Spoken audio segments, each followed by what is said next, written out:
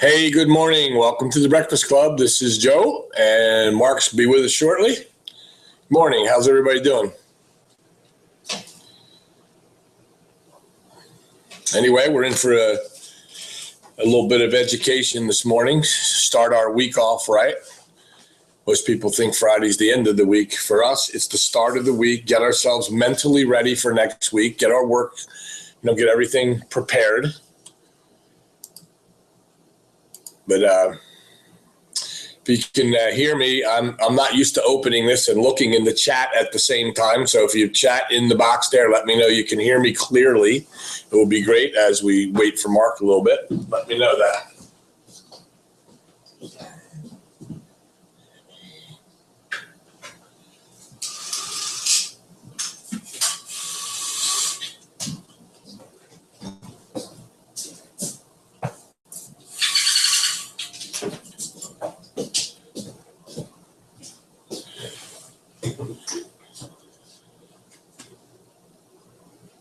Yep, if Max, if you can type in and let me know that you can hear me. Yes, you can hear me. Gotcha. Okay, well, good.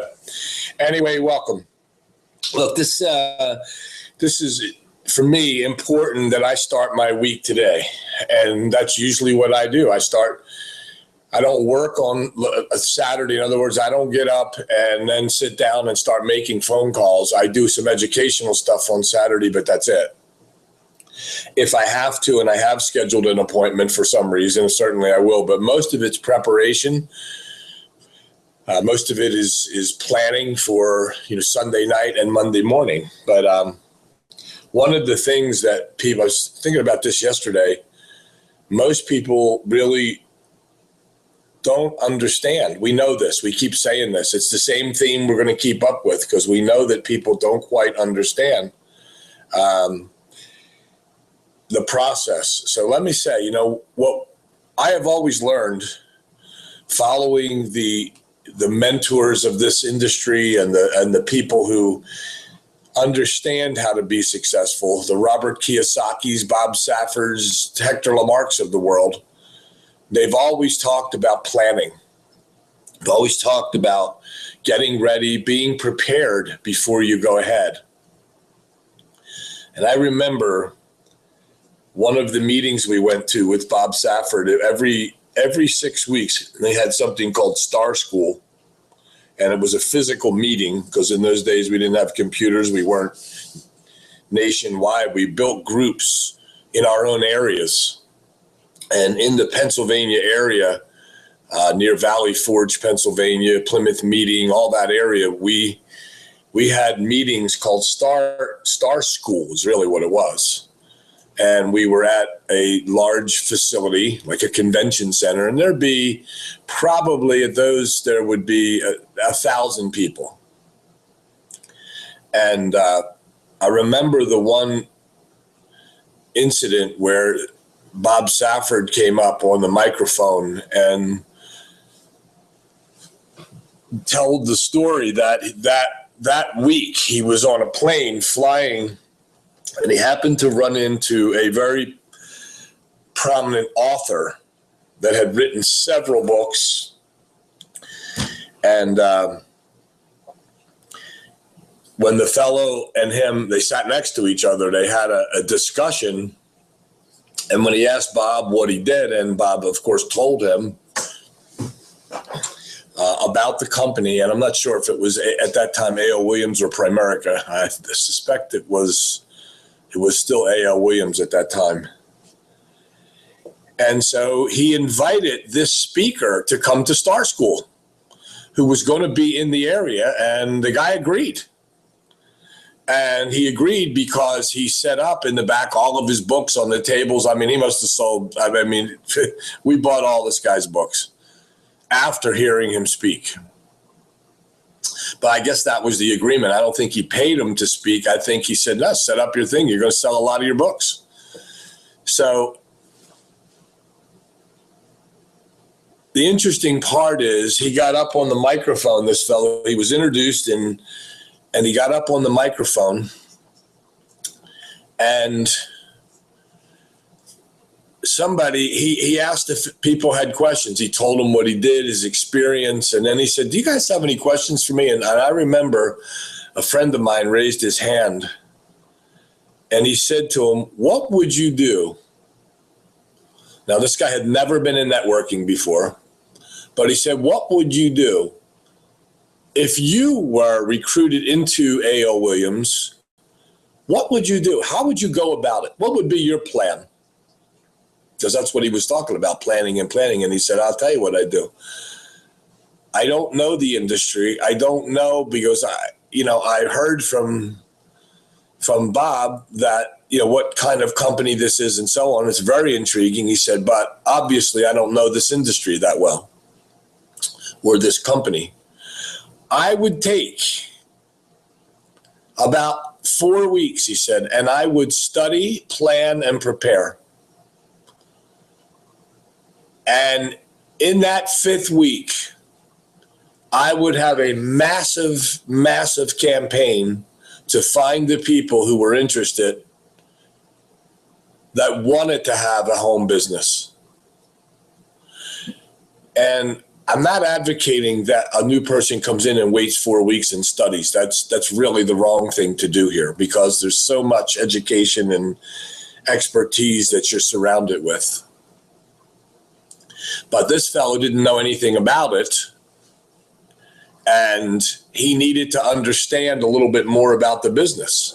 And of course, in those days, and once again, no computers, you had to know something.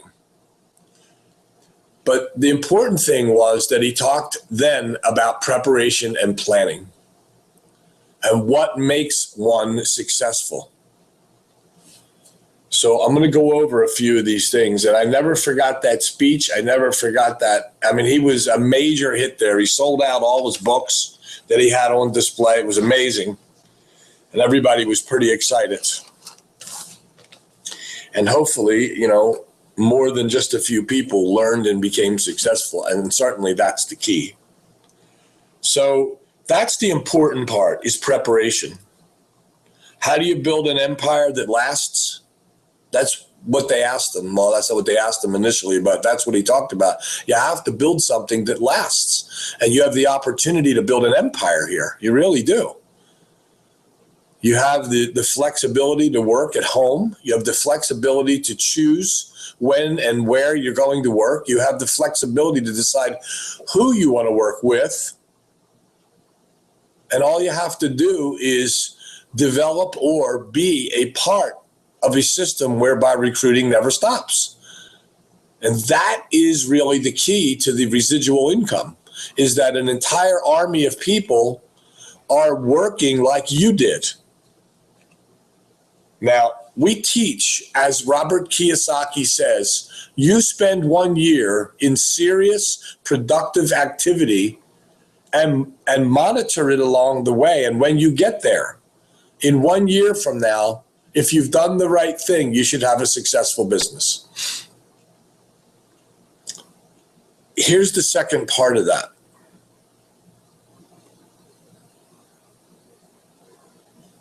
What if you were going to be set for life financially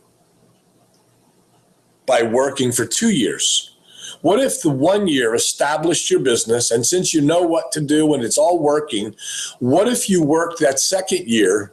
I mean, I'm not advocating quitting after the first year anyway, but what if you spent 2 years doing the right things, building the business, and in 2 years you were set for life? What if that happened for you? That's what Safford always used to say. What if that were you? So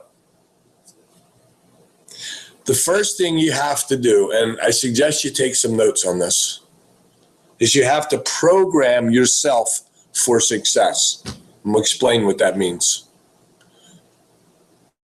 The preparation starts with programming yourself for success. It's a program. It becomes part of the automatic system. That's what programming is about. And it starts with this. There's 4 elements to this. Well, there's 4 parts to this, and there's 7 elements to the success of it. But it starts with, if you put on the left side of your page, draw 4 blocks, one across from each other and then underneath each other. So you see 4 blocks that go around on the left and the right, then the left underneath of that and the right under that. So you get 4 blocks, and 2, they're sitting on top of each other. The first one is the belief.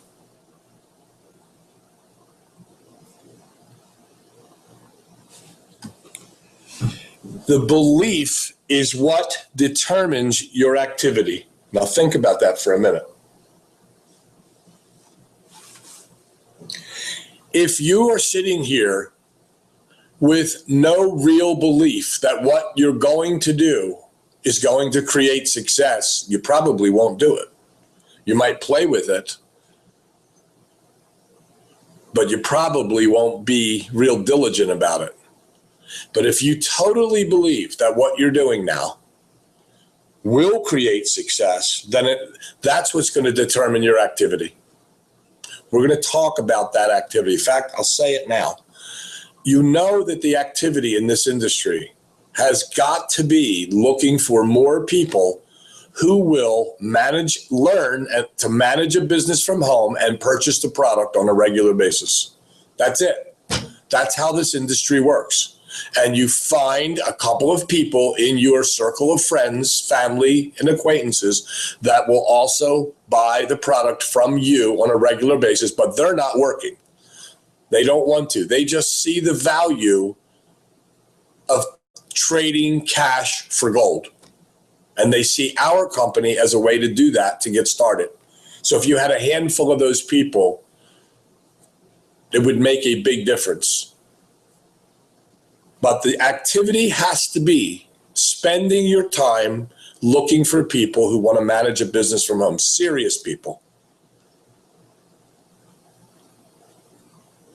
That activity has to be one of a couple of things. One, dialing the phone, maybe talking to new prospects on a follow-up, or sending emails out. Maybe you're spending a couple of hours or an hour that you're sending emails. Maybe you're putting them in a contact manager. Maybe you're doing them through another system. Maybe you're doing it through the USA Lead system. Maybe you're doing it through your Gmail. And so there's time spent there doing that. 90% of your time has to be spent in that search for people who want to manage a business from home, who are interested, not trying to interest them, but finding the interested ones.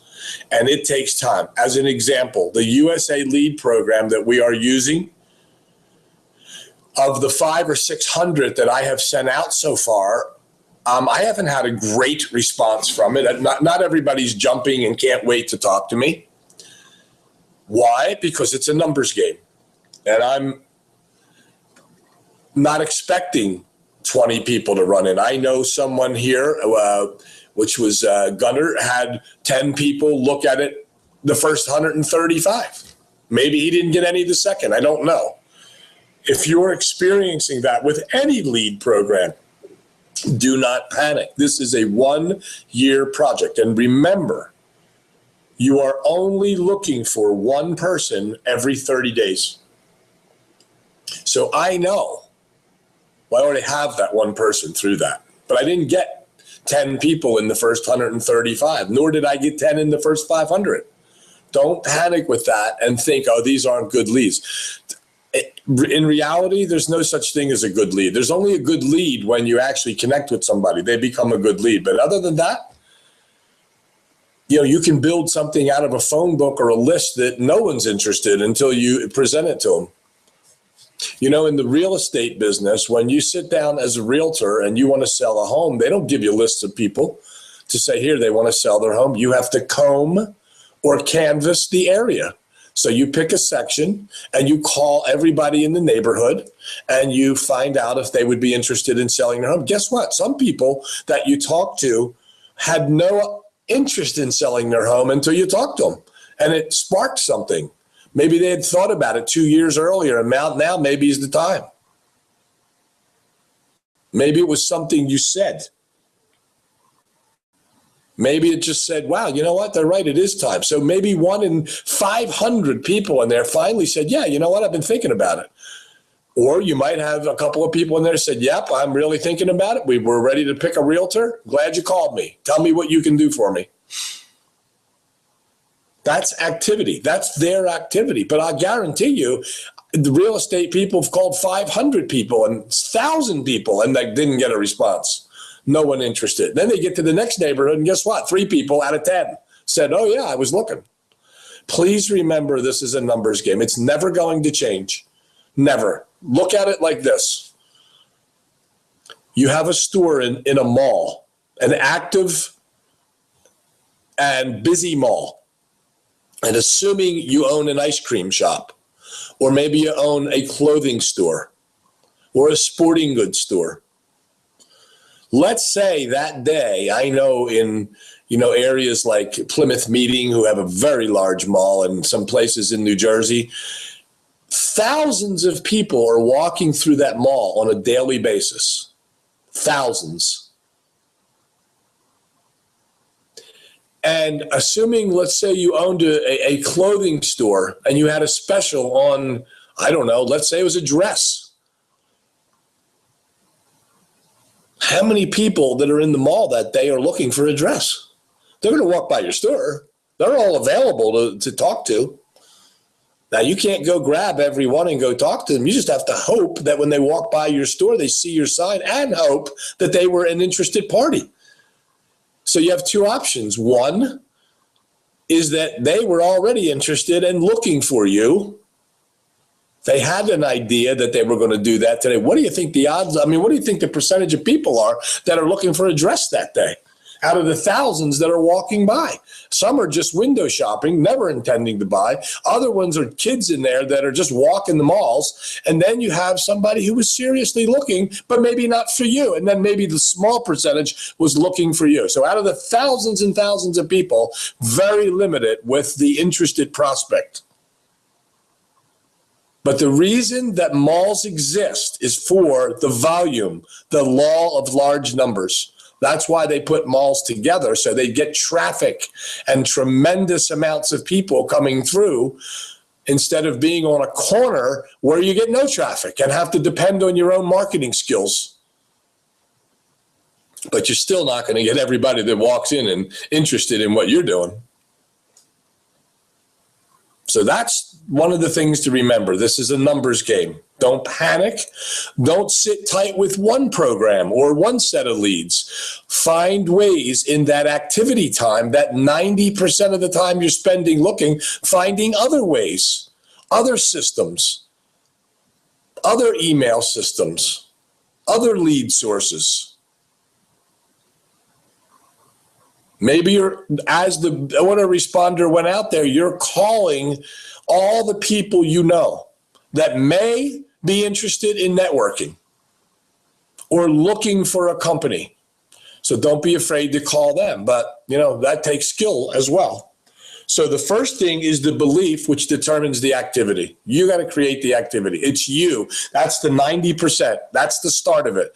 After believing that you're going to be successful, doing something that's going to create success, the activity will come, or you should. And guess what? The activity is what determines the result. So it goes around from the top left to belief over to the right in that box, which is the activity. And down below that is the result. And you're only going to be able to manage the activity, not the result. You can't have a store in a mall and absolutely determine or manage the result, but by what you do on a marketing basis. Maybe you had ads running in local papers. Maybe you paid to have your name on the marquee. Maybe you had the sign sitting outside your store. All those things, all those activities will determine results. And finally, the result is going to determine the potential, the growth, the empire building. It's going to determine whether or not you reached your potential, or what potential you reached. Those four parts to that preparation are extremely important. And the first one, I guess it really starts with the believing. Do you believe that you're going to be successful here? And I guess it's pretty hard for most of us who have said, yeah, I've never done it before. Pretty hard.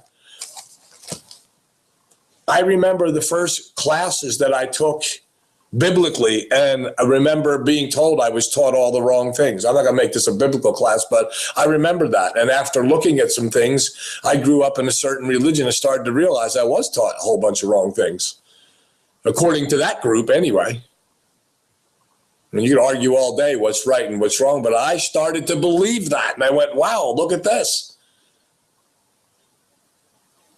And in the beginning of this industry, this career change for me, I started doing the wrong things. And then I was fortunate enough to be next to Safford, who taught me the right things. And I realized, oh my gosh, I've been doing all the wrong things.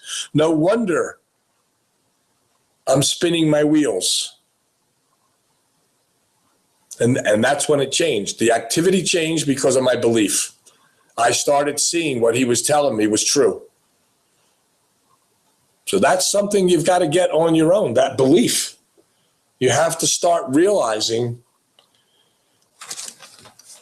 that there is success here. And if it hasn't been you so far, the changes that you see now, some of the things we've taught that you realize that you had wrong teaching all along. You weren't organized enough. You didn't have the right answers for people when they asked you questions. You didn't approach it in the right way. Maybe you realize now, and that should help your belief. The only way your belief is going to change, certainly, is to do something different than you've been doing, which has gotten you nowhere. So let's take a look at these 7 successes or elements of success in this industry. And number 1 is recruiting. We just said that. 90% of your time has to be spent in search of interested prospects, people who want to manage a business from home. And even when they do come into your mall, so to speak, you better have the right product or they're not going to be interested. There's plenty of people out there who want to make money from home, but your particular opportunity may not be right for them. So there's 2 parts to that. Find the interested party who want to manage a business from home. And when you present them with your information, are they still interested? Do they want what you have? Not everybody does. You know that. But recruiting is the number 1, the first element of success. You have to learn how to do this, which is why we have that class to teach you the fundamentals of communication, how you should be looking at it, what you should be saying, who you should be when you're making phone calls. The person that knows it all or the person that's in training trying to learn it all, which means the director or the director in training, the manager or the manager in training. See, what we offer initially is a management training program. That's what we talk to people at the end of our presentation. We offer a management training, but we really have one here at ADTECH Worldwide. We have one here which relates to Carapars, any company for that matter. The second element of success is called first impression. Now, if you're doing a live presentation somewhere, obviously that first impression is, very evident. You see someone, you determine what they look like, talk like, walk like, act like, and you may like the speaker or not like the speaker. I always learn that don't worry about what they sound like. What information are they giving you? Stop focusing on whether you like this person and the way they present it. Certainly that's good if you did liked it. But if you find yourself criticizing, mainly that's because you are trying to tell yourself you could do better. And we all want to do better. So it's kind of an ego thing. or that ego, that learned behavior kicks in and starts to say, oh, well, he doesn't do this. He acts like that. I don't like him because. And that really, if you want to do that and look at that with various people, then the reason you're doing it is a subconscious thought of, I'm better than you. Human beings do that. It's human nature because of the brain system we have, the thinking system we have, and that system of the ego, which is all that learned behavior, which we probably had not much to do with early in life, all kicks in. And you learn that from your environment and your peers. But the first impression for us, because we use an automated system, because we use an email system, because we send out things through the internet, because we contact people on social media, the first impression when you talk and speak with them is what's going to determine whether they're going to listen to you or not. And that's why I teach in that class, people don't follow people. They follow the courage. If you have enough courage to create the impression of, I'm a manager in training, I have some answers basic for you, but we're going to get you over to a director. That's the mindset you have to have. You have to give that impression, and you have to do that with confidence. You must do that with confidence so that that person has the impression that, okay, I'm speaking to a qualified person. I'm speaking to someone who knows what they're doing, but their job is to get me over and get all my questions answered to a director. So you make a business or friendly business call, not one where you're timid, not one where you're exerting your authority. You're just basically calling one back who responded to your information. And you know the script. We've been over this a million times. Hi, Mary. It's Joe Shoup giving you a quick call from Arizona. How are you? The reason I called you is you filled out some information on my website. I wanted to speak with you about managing a business from home with my company, and I wanted to ask you a few questions. The first question is, did I catch you at a good time? Or do we need to reschedule for a time that's more convenient for both of us? You have to get that down so that that flows perfectly when you make the call. That's called the introduction and the reason you called. And then you tell them what we're going to do here, what you want them to do. You ask them a few questions, let them know that you're going to get some questions answered for them, but what we need to do is this, get you over to a director so we can get your questions answered. And move them over there and learn how to introduce the director properly and be quiet. And the director's first impression is extremely important. So that's why we want people to learn how to introduce, and we want the director to be able to handle that call properly. So number 3, you need determination for what's most important to you. You know, people talk about setting goals, right? And most of us, haven't done that. A goal has to be emotional, something has to be attached to it. Emotion has to be attached to it to make it worthwhile, make you want to go get it. But here's the thing. If you haven't done that, let me give you something here to think about. If you really don't have something written down that says, this is what I'm working towards, this is why I'm doing this. They call it your why. Maybe you haven't figured that out yet. But you need to have something there. Why you're doing it, a reason you get up, a reason you went to your computer, the reason you're calling people. You have to decide what's important to you. I'm going to give you 2 things that I know are important to everybody here and everywhere. Number 1 is your health. Everybody wants good health. And that's important to you. To feel good, to look good. Having a healthy environment, a healthy body, mentally, spiritually, physically. That's important to everybody. But the second part, or the second thing that it should be and probably is most important to everyone is their financial future. So you need to determine what's most important to you. If you haven't, take a look at your goal here. Maybe it's that you want to have more money to have a healthier life and teach your family how to have a healthier life, both physically and financially. So what's important to you? Is it not important for your health, number one, and your financial future? Seems to me that you could incorporate what you're trying to achieve, a CCMP, a clear, concise mental picture of the thing that you want to achieve. It's financial future, financial stability for the future. Why? Because maybe you want to be able to give money to your children, grandchildren, or nieces, nephews. Maybe you want to leave a legacy that's important. Maybe you want your family to be stable when you're gone.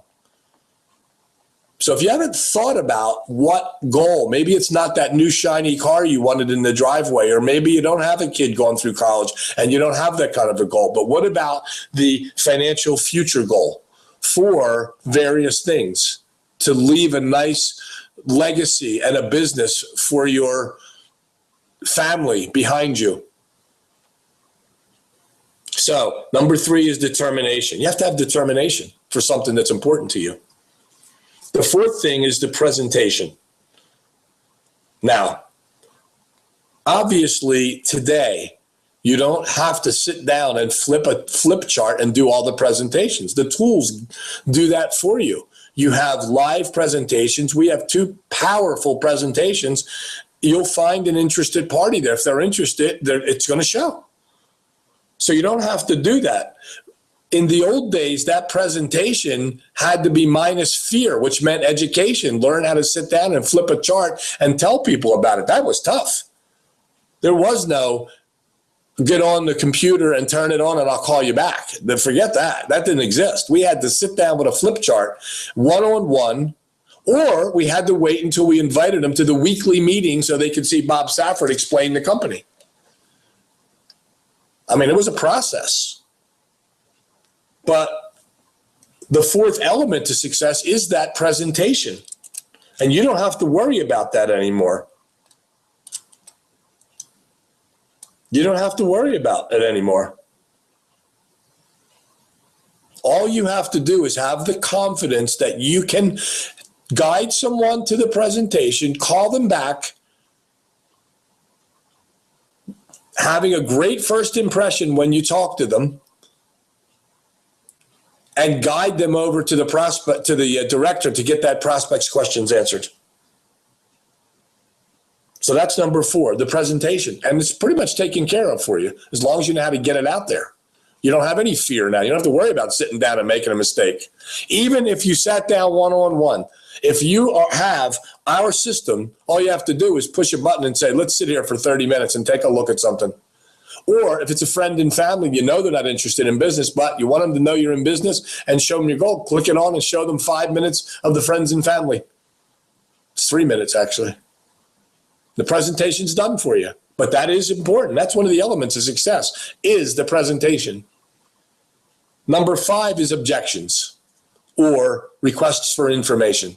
The questions that come up during a conversation. I don't care if it's they've listened to something and you called them back. You better be prepared for those objections or for those requests for information. You better have the answers. That's why we teach in the class the answer to, all the questions, hopefully, how to answer them effectively, professionally, so you create that first impression that says, wow, she knows, he knows what they're talking about. You don't give long answers about compensation on a first call. You don't sit there and tell them all about it. Why? We have videos that do that during the management training process. You can tell them how they get paid. And if you've been through the class, you know the answer to how do I get paid here? What's the compensation plan? You know exactly how to answer that if you've been through the class. If you haven't, you need to get to the class to see all of these questions. And you need to answer them professionally. You need to answer them quickly so that it looks like you know what you're doing, or it shows that you know what you're doing. That's number 5. Number 6 is asking for the sale. Here's what that means. Is it a sale? I mean, you could look at it that way. When a person comes in, decides to register with Carrot Bars and purchase a package and start buying gold, get into the management training program, that's a sale. Now, we don't like to be salesmen. Most people don't like that. Oh, that's because they have to ask for the sale mostly, and they're afraid of rejection. But here's the thing. Every salesperson is always taught, if the sale did not occur through presentation, through the observation, through the scanning through the rack, looking for the right shirt, pants, shoes, socks, whatever, the salesperson should ask for the sale. Always ask for the sale. So somebody type in the chat box that have been to the class and tell me where that would fall into in the director's meeting with a prospect. You've introduced somebody to a director. What area does that relate to when it says ask for the sale? What would you do to ask for that sale? We do that. We ask for the sale right in the director's call. What is that? Somebody type that in. And I'll move on as we type it in and we'll go back to it. But you must ask for the sale. And as soon as somebody puts it up, I'm going to give you the right answer. Hopefully somebody has the right answer. Everybody can still hear me. At least type that in. Correct?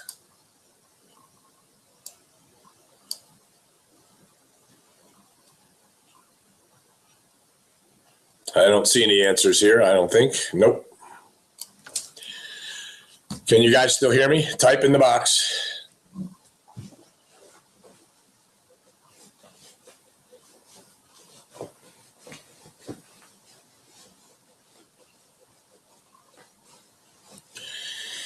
Okay.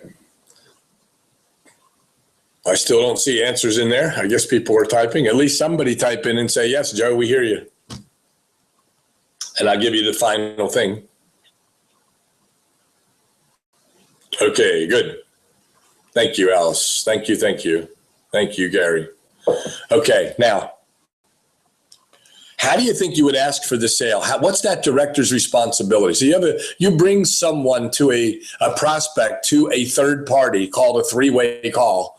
You expect them to do the right thing and have enough knowledge. Most of the people, not only here, but in this industry, have no clue how to bring it to a conclusion. All they're doing is explaining more about the company, which is totally wrong, all wrong teaching. That's not their responsibility to sit on a call and start telling everybody how it all works. That's what all our videos, the websites, presentations, that's what that does. The purpose of that call is to give the prospect confidence that they're going to be with a group of people that know what they're doing. And again, we have that dialogue in all the scripts and so on.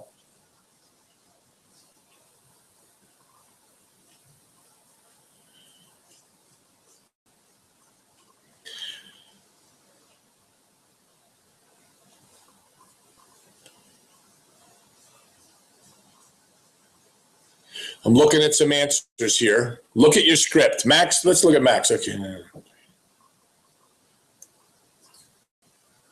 Okay, let's look at my partner here. Let's see. My other partner.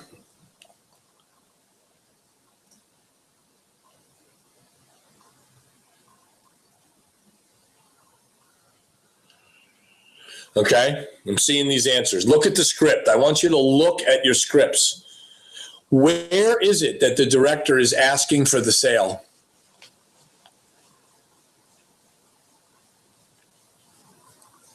Now, some of you have this, okay, let me read a couple of things. It sounds like we have a match. Okay, that's the start of it. I'm going to start it off for you. See if you can complete this sentence.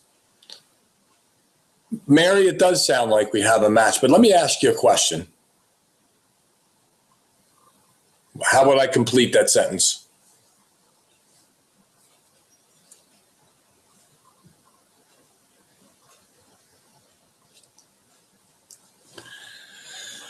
I'll start even more. Type in some more.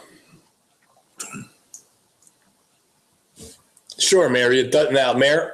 Now, what you've done at this point is you've asked a few questions. You've said, "What do you do?" What are you currently doing? How long have you been doing that? And Mary, where do you see yourself in 5 years? In other words, if the next 5 years look like the last 5 years, do you see yourself getting ahead or behind? And you let her talk. Let her talk about herself, and she's talking away and talking away. At that point, you're listening. You're hearing, is this person negative, a pessimist who's never going to get ahead and can't follow directions? Or are they saying, look, I'm probably going to get behind, but I've tried, I've done, and I did this, and I'm really the kind of person that likes to succeed. But if you get somebody that goes, well, it always doesn't work for me, it never really does it. I've done these things, and life just isn't good to me. You know what? I wouldn't work with a person like that. Doesn't sound like we have a match, does it? You want to spend your time with somebody like that? Not me.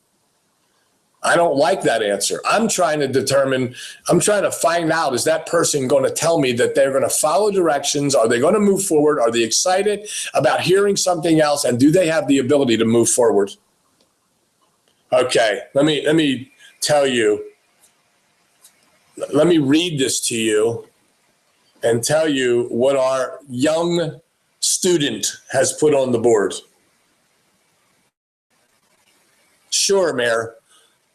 It does sound like we have a match. This is after they've given you a positive outlook on life, right? We're trying to determine, do we want to work? That's why it's called an interview. We're really trying to find out, do you really want to work with somebody? Or are you going to get somebody who says, oh, okay, I'll work with you. And you spend weeks and weeks, you're all excited. You got a new trainee. You probably stopped recruiting and spending 90% of your time, you're working with a person who's never going to go anywhere. And you'll determine that it'll show up 3-4 weeks from now, and you'll wish you recruited 5 more people in the meantime, or had more activity. So don't be fooled by that. Look into this question, and here's what it is. Max was the first one to put this up. Mayor, it does sound like we have a match. So let me ask you this question. With a little coaching, a little training, and a lot of support, can you see yourself learning what it takes to be successful managing a business with our company? Can you do that? Now, the other answers they gave was right after that. That's a question that asks for the sale. So yes, I do say, great, then it looks like we do have a match, and let's move forward. And then we can talk about the things Wally said and Andrea and so on. Bob also, I'm assuming that's Bob Coons put this up as well. But look at the exact words. Bill Moriarty, same thing. With a little coaching, a little training, a lot of support. Can you see yourself learning what it takes to be successful managing a business from our company? Okay, then it does sound like we have a match. So here's what we need to do next. I need to get you registered. You need to be registered, get in our training, get in our management training program right away so you can start learning. Now, that's not an exact, do you want to buy it or don't you? That's us determining, asking a question that determines whether we're going to move forward. If they say, well, I think I struggle with this stuff, I really don't know, guess what I would say? Mayor, I'm not sure that we have a match. Is there something I can help you with? Are there any questions you have for me that may determine that? If I can show you the coaching, training, and with all that support, is there any reason why you couldn't succeed? All right, these are closing types of questions, right? You don't ask these questions to get them to say yes. That's the biggest mistake in sales. Now, if you're working in a clothing store and you know you're going to sell the shirt and you have these little tactics, which is what I think people are fearful of, that's not what we're talking about here. We're just trying to determine, is it the right person? Are you right for us? Remember that. Are you right for us? Not the other way around. We know we're right for them. We know we have the plan. We have the best product. We have the training. We have the whole bit. We know that. We don't have to determine that anymore. So don't forget to learn how to conduct yourself. Learn how to be a director here, how to be the person they turn somebody over to. If you never get to that, that's still okay. Not everybody will be able to do that or will be willing to do that. Let's put it that way. But there's no reason why you shouldn't learn the first part to move them to a director. Find the directors who want to help you. The final thing, number 7, is the follow-up, the onboarding. But let me say this. Let's assume that conversation, in that conversation, you don't get a registration. Do you forget about them? Depends on whether or not and how they answered those questions. Maybe they needed to think more. Maybe they needed a little bit more information.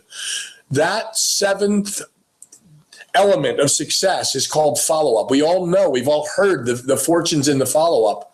Don't let that person go. If you thought this is somebody I'd like to work with, their belief system isn't there yet. Maybe I keep giving them information. I'm not going to beg them, but I'm going to let them know as the person who presented this to them that I am not the determining factor here.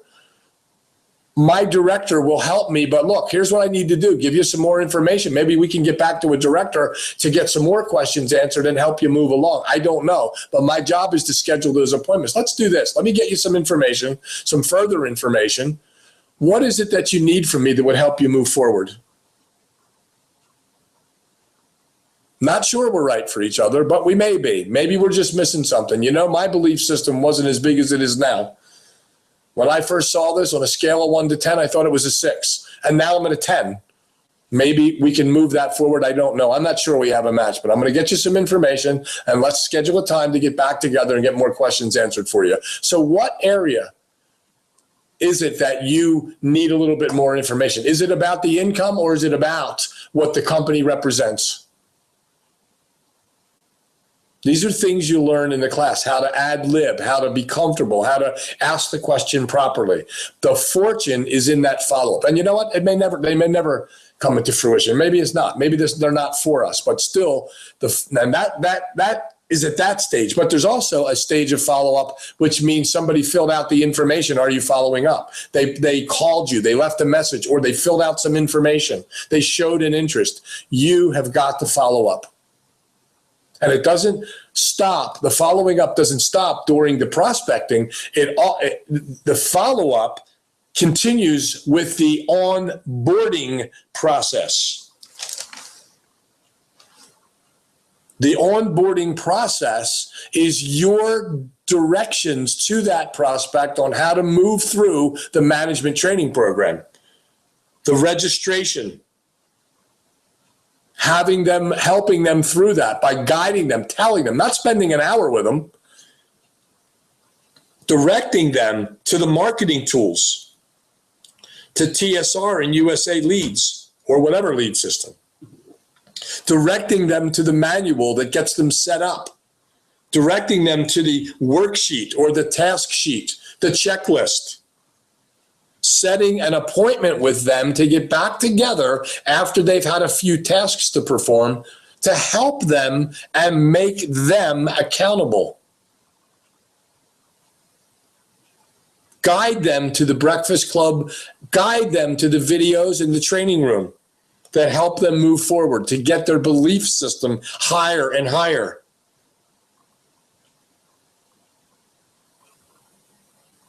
Have them send the friends and family website to everybody they know. I have a person right now who told me that all her friends and family, never, they've done it before, they're not going to do it. And the first time I had her send it out the other day, we already have one of her friends who wasn't interested before, who is now after seeing that video.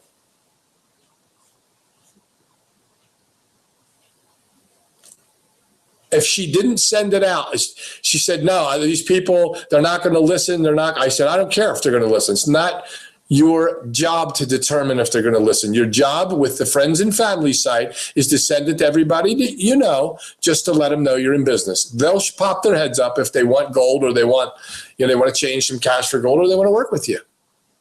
And much to her surprise, somebody stood up and said, wait a minute, I want to learn more. I didn't realize that's what it was when you told me before. You know why? Because you didn't tell her the right way. Show them how to send that friends and family website. Show them how to get into the cold market. It's your job, once they get there, to help them with the onboarding, getting them on board properly. That's the follow-up with your prospect. And most people fail at that because once a person gets on, they think they just have to send them to a 12 o'clock webinar. or to a 9 o'clock webinar, and they'll just figure it out themselves, and they tell them to go do this and let's go. You've got to give them instructions. That's why we have the training manual in there, the affiliate handbook, and the checklist that shows them what to do.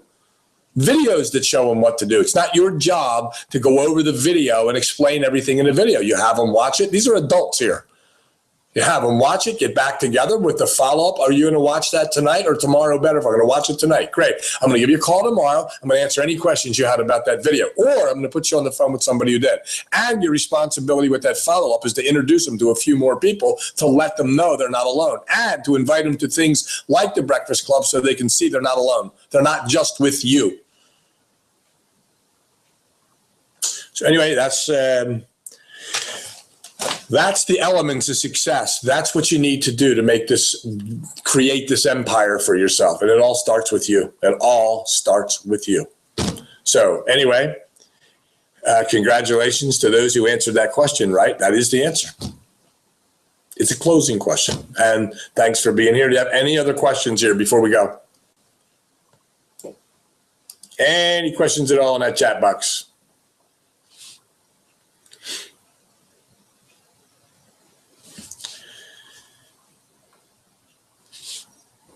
Somebody told me yesterday that I don't see this for 30 seconds, but you guys see the chat right away. Here, let me open up the messages. I'll make them public and private. There you go, and you can see the messages. So, you have a question in there, anybody? Anybody? All right, I guess you don't. So, with that, today's the start of your day. Have a great day today. Plan your week next week. Get your belief system higher and higher, because there's no reason why now that you shouldn't be able to be successful and have the mindset of being successful, because we have the company, the right product. Everybody wants the product. If you explain it right, they'll see it. The right tools. Why don't we cover something on Monday? Don't forget that we will have a Tuesday night director class, but, there's somebody asked me this question when the person asked them, like I looked at and I saw that the price of gold was, was more than, your price for gold was more than I saw for a gram somewhere else. That's easily overcome.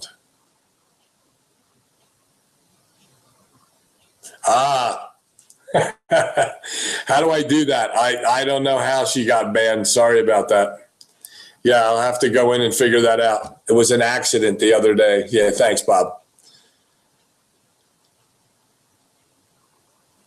What is the worksheet? I don't know that I mentioned a worksheet, Alice. Explain that to me. When I said affiliate guide or handbook, there is a checklist. It's in Alice, I don't know who your upline is but the system that we have is called Tools Rock. You can send me an email and I can give you some information and tell me who the upline is here, so I can certainly get you guided in the right place here. And in the training room that we created over the last year in the Tools Rock system, there is a training room that has the checklist. We created an affiliate handbook and all the steps that we talked about today.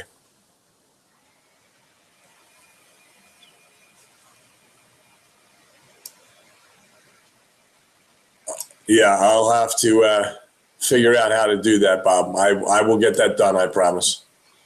I apologize to Shari. The other day, I wanted to send her a message, and there's two little icons next to your name, and I clicked the wrong one, and I banned somebody. I was told it was only for the day that I did that. I panicked when I saw it. Apparently, I did it forever.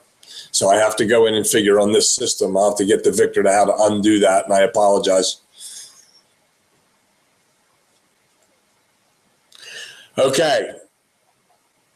So, Alice, I don't see any further response to you, but send me an email at jpshoop, S-H-O-O-P, at earthlink.net. J like Joseph, P like Patrick, S-H-O-O-P at earthlink.net. We can communicate, find out who your upline is, and, guide you, put you in the right direction for you to get that information. So with that, thanks, Josiah.